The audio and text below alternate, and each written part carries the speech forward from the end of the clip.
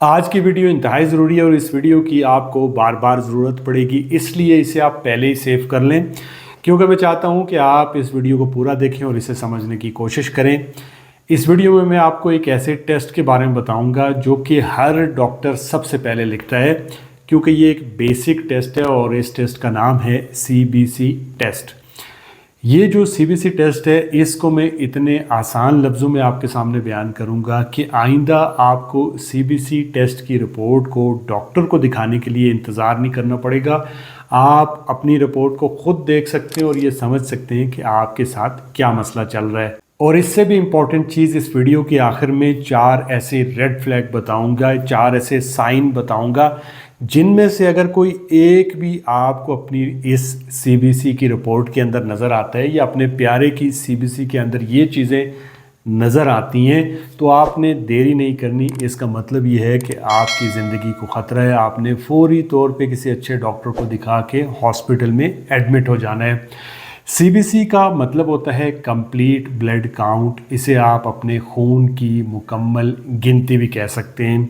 कुछ डॉक्टर इसे blood CP या CBP भी कहते हैं, मतलब कंप्लीट ब्लड पिक्चर, या सादा लफ्ज़ों में आप इसे अपने खून की मुकम्मल तस्वीर भी कह सकते हैं।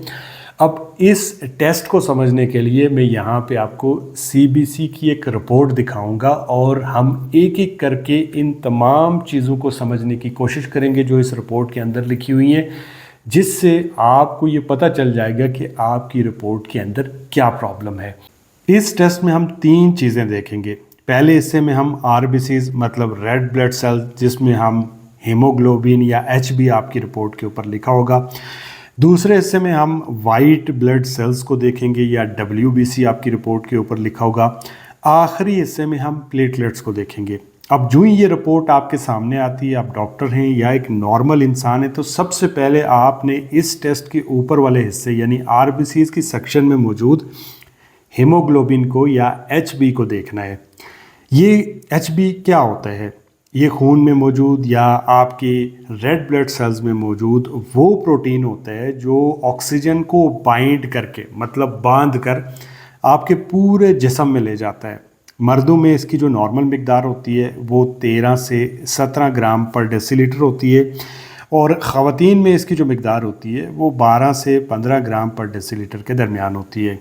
अगर हीमोग्लोबिन कम आता है, मतलब लो आता है, जो नॉर्मल मिकदार है उससे आपकी रिपोर्ट में कम आ रहा है, तो इसे हम एनीमिया कहेंगे। सिंपल लफ्ज़ों में आप में खून की कमी है। अगर ये ज़्यादा है या इसकी जो मिकदार है वो नॉर्मल से ज़्यादा आई है तो इसे हम पॉलीसाइथीमिया बोलेंगे, यानी आप में खून की ज़्यादती है। और जो ज़्यादा होने की वजह है वो अमूमन स्मोकर में होती है, स्पेशली जो चेन स्मोकर होते हैं उनमें कभी कभी हीमोग्लोबिन 19 से 20 तक भी चला जाता है। इसके अलावा जो डिहाइड्रेशन है ये भी एक वजह होती है बढ़े हुए HB की। अब अगर किसी में हीमोग्लोबिन कम आता है, खून की कमी मिलती है, तो हमने इस रिपोर्ट से ये पता चलाना है कि ये खून की कमी की कौन सी टाइप है। मतलब ये तो हमें पता चल गया कि खून की कमी है, लेकिन कौन सी किस्म की खून की कमी है ये भी हमने इसी रिपोर्ट से पता चलाना है। इसलिए आपने हीमोग्लोबिन के बाद इस रिपोर्ट में दूसरी चीज़ MCV को देखना है, क्योंकि इस MCV से हमें पता चलेगा कि खून की कमी तो है मगर कौन सी किस्म की खून की कमी है। MCV की नॉर्मल जो मिकदार होती है वो 80 से 100 के दरमियान होती है। अगर लो हीमोग्लोबिन के साथ साथ MCV की जो मिकदार है वो भी लो है तो मतलब ये 80 से कम है, तो इस खून की कमी को हम माइक्रोसिटिक एनीमिया बोलेंगे, जो कि आयरन की कमी या थैलेसीमिया की वजह से होता है।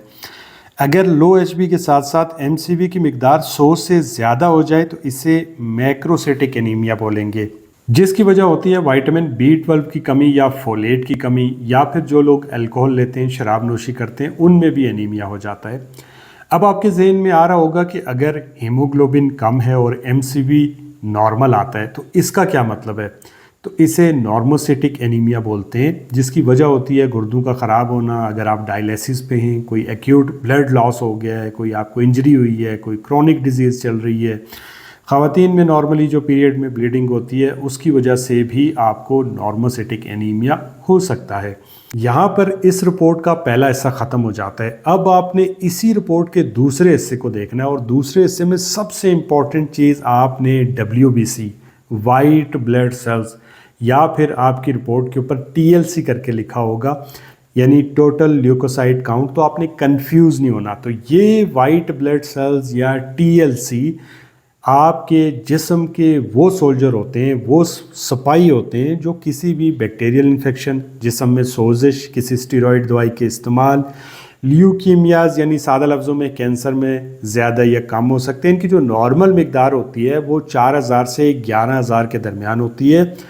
कुछ लैब्स के अंदर 4000 से 10000 के दरमियान भी लिखी होती है। तो आपने अपनी रिपोर्ट के ऊपर देखना है।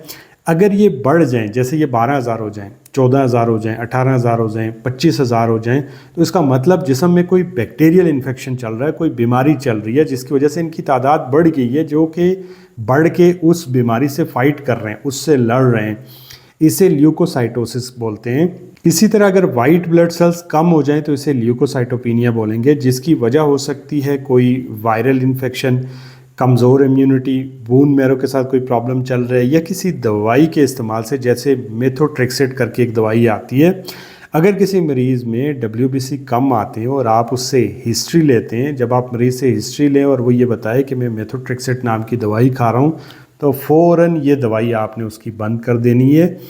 अब WBC को देख के हमें ये पता चल गया कि हमें कोई ना कोई इन्फेक्शन है। अब ये इन्फेक्शन कौन सी टाइप का है, कौन सी किस्म का है, ये पता करने के लिए कि ये इन्फेक्शन बैक्टीरिया की वजह से है, ये वायरल इन्फेक्शन है, एलर्जी की वजह से है, हम वाइट ब्लड सेल्स के अलग अलग सोल्जर को देखेंगे, इनमें से कौन सा बढ़ा हुआ है। इसे DLC या डिफरेंशियल ल्यूकोसाइट काउंट भी बोलते हैं, जिसमें हम WBC के सोल्जर की बात करेंगे। आप यूँ समझ लें कि एक आर्मी है और उसके आगे नीचे रैंक हैं, जिसमें हर जो सोल्जर है वो अपना अपना काम कर रहा है।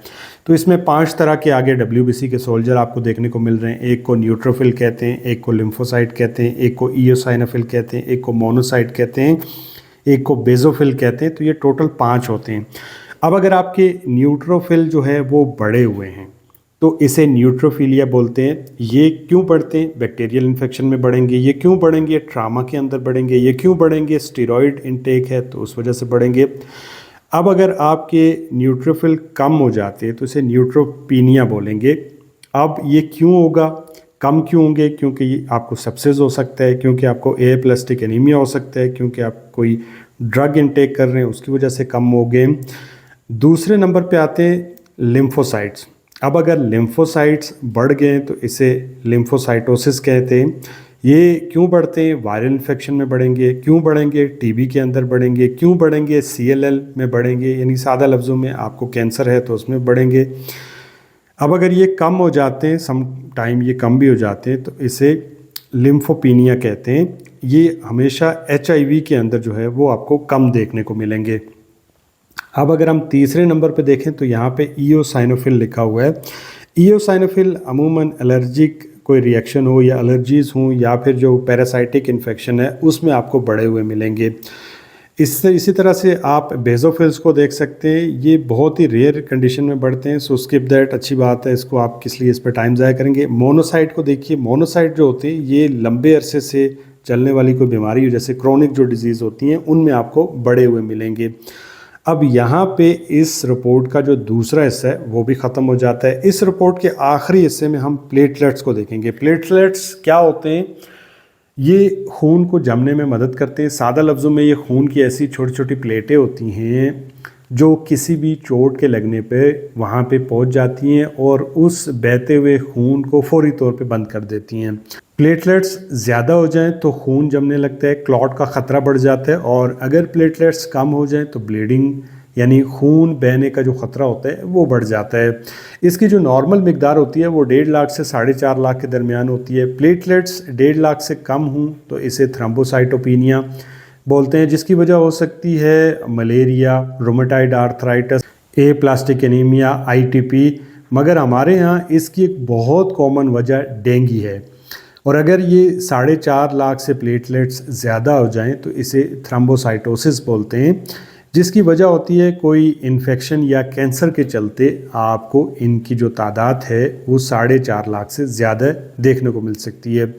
इसके अलावा 2 चीज़ें और भी होती हैं इस रिपोर्ट में जो कि आपको देखनी चाहिए।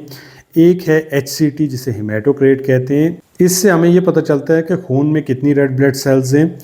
खून की कमी में ये लो हो जाते हैं और ज़्यादा अमूमन डेंगू की वजह से होते हैं। तो अगर आपके डेंगू में ये ज़्यादा हो गए तो आपको पानी ज़्यादा पीना चाहिए, सिंपल। एक और चीज़ होती है जिसे ESR कहते हैं, एरिथ्रोसाइट सेडिमेंटेशन रेट भी कहते हैं, बट आप ESR करके इसको याद रखिए। अगर ये आपकी बॉडी में ज़्यादा है तो इट मीन्स कि आपकी बॉडी में कोई ना कोई गड़बड़ चल रही है, बॉडी में कोई ना कोई इन्फ्लामेशन चल रही है, कोई बीमारी चल रही है जिसके चलते ये ज़्यादा हो गए। अब मैं इस रिपोर्ट को कंक्लूड करता हूँ, इसकी समरी आपके सामने रखता हूँ जिसका आप स्क्रीनशॉट ले लें। ये आपकी मदद करेगा इस रिपोर्ट को समझने में और जिससे ये वीडियो आपके लिए मज़ीद आसान हो जाएगी। सबसे पहले हमने हीमोग्लोबिन को देखा।